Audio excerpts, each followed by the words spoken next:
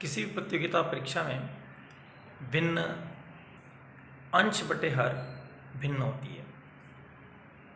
अब देखिए, भिन्न के जितने भी सवाल हैं मैं आपको एक ही दिन में सब बताना चाहता हूँ। सम भिन्न मतलब बहुत से बच्चों के दिमाग में होता है कि सम अंक होता है उसे सम भिन्न कहते होंगे। जी नहीं, अंश छोटा होगा उसे सम भिन्न कहेंगे। अंश में कोई भी हो, चाहे सम आंकड़ा हो चाहे विषम आंकड़ा हो, छोटा होता है उसे सम भिन्न कहते हैं। जैसे 7 8 से छोटे हैं। अगला है विषम भिन्न। विषम भिन्न में बहुत से समझते होंगे विषम अंक ही भिन्न होता होगा। जी नहीं, यहाँ पर अंश हर से बड़ा हो, हर से बड़ा अंश होगा। देखिए 7 से बड़े 8 हैं, तो ये विषम भिन्न का संकेत है। इसी प्रकार से बड़ी छोटी के सवाल भी प्रश्न पूछे जाते हैं। आपके पास 3 या 4 प्रकार की भिन्न दी होती है, उनमें सब में अलग अलग आप भाग लगा के देख लीजिए। जैसे पहला भाग सिखाता हूँ, 2 का भाग नहीं जा उसकी 0 दशमलव लगा दी और यहाँ 0 बढ़ा दी, 2 पंजे 10। इसी प्रकार 3 का भी दिया भाग नहीं जा उसकी 0 3 3 या 9। 4 में भी इसका भाग नहीं जा उसकी 0 4 दूनी 8। अब इनमें देख लीजिए कौन बड़ा हुआ, 0.5 बड़ा हुआ, अतः जो बड़ा हुआ उसकी भिन्न बड़ी और जो छोटा हुआ उसकी भिन्न छोटी। इन बड़ी छोटी की भिन्न लाने के तरीके से आप आरोही और अवरोही क्रम भी जमा सकते हैं। आरोही अवरोही भी अगर आपको समझना है तो कुछ नहीं करना, इसमें मात्रा नहीं, मात्रा है और इसमें मात्रा नहीं है। ये मात्रा नहीं है इसका मतलब घटता क्रम, और इसमें मात्रा है मतलब बढ़ता क्रम। अब बढ़ता क्रम के लिए भी आपको यही तरीके से इस्तेमाल करना पड़ेगा। बढ़ता क्रम हो चाहे घटता क्रम हो, उसे इसी तरीके से देखना होता है। आरोही मतलब घटता क्रम हुआ, सॉरी बढ़ता क्रम हुआ। अवरोही मतलब घटता क्रम हुआ, सबसे बड़ी फिर छोटी फिर इससे छोटी।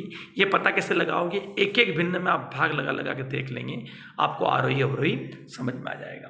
अगला देखिए, भिन्न में सजाति विजाति होता है। सजाति मतलब जिसके हर समान हो उसे सजाति कहते हैं, अंश कैसे भी हो चलेगा। इसी प्रकार में विजाति उसे कहते हैं जिसके हर असमान हो, उसे विजाति कहते हैं। इसी प्रकार से देखिए, उचित भिन्न का मतलब होता है, उचित भिन्न में अंश और हर में से घटाने पर 1 मिलना चाहिए। जैसे देखिए 4 में से 3 जाता 1 आता है, 5 में से 4 जाता 1 आता है, 8 में से 7 जाता 1 आता है, इसे उचित भिन्न कहते हैं। उसके बाद भिन्न को छायांकित भाग दर्शाना होता है। छायांकित मतलब होता है कि जितने पर कोई भी छाया बनी हुई हो, बिंदियां लगी हुई हो, लाइनें खींची हुई हो, उसे छायांकित भाग कहते हैं। अतः जो छायांकित भाग होता है वो ऊपर होता है और टोटल कितने भाग होते हैं वो नीचे होता है। मैंने यहाँ इसलिए लिख रखा है कि कभी काटा भी जा सकता है अगर कटने जैसा हो तो। 2 1 कम 2 और 2 दूनी 4, इसलिए 1/2 इसका भिन्न है। अब बात आती है छायांकित भाग के सवालों को समझने के लिए कभी ऐसी आकृति भी आती है। ऐसी आकृति से मतलब होता है कि यहाँ पर जो 4 डिब्बे बने हुए हैं, यहाँ पर भी 4 डिब्बे बने हुए हैं, यहाँ पर भी 4 डिब्बे बने हुए हैं, जो पूरे डिब्बे बने हुए हैं वो मिश्र भिन्न के रूप में आगे आ जाते हैं। इस तरीके से जो मिश्र भिन्न के रूप में आगे आ जाते हैं इस तरीके से।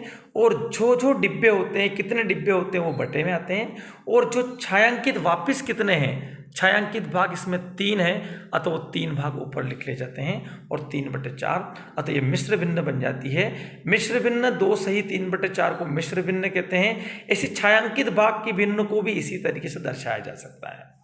अब देख लीजिए सरलतम रूप। सरलतम रूप मतलब कोई भी भिन्न दी जाएगी उसका सरलतम रूप मांगेगा। आप किसी भी एक अक्षर से काट दीजिए, जैसे मैंने इसे काटा 7 से, 7 चौक 28 और 7 पंजो 35, 4/5 को सरल भिन्न कहते हैं। इसी प्रकार से समतुल्य भिन्न भी माना जाता है। समतुल्य भिन्न मतलब किसी भी भिन्न को काटने पर यही आए जो है इसके पास। जैसे 7/5 देखो, 28/20 का समतुल्य भिन्न है 7/5, लेकिन इसके लिए भिन्न में देखने के लिए हम इस भिन्न को समझ सकते हैं। देख लीजिए, बोले हम इसको काटते हैं, 5 7 35 और 5 5 25। एक ही टेबल से काटना पड़ता है, एक ही पार्ट से काटना पड़ता है। इस भिन्न को हम समतुल्य भिन्न कहते हैं।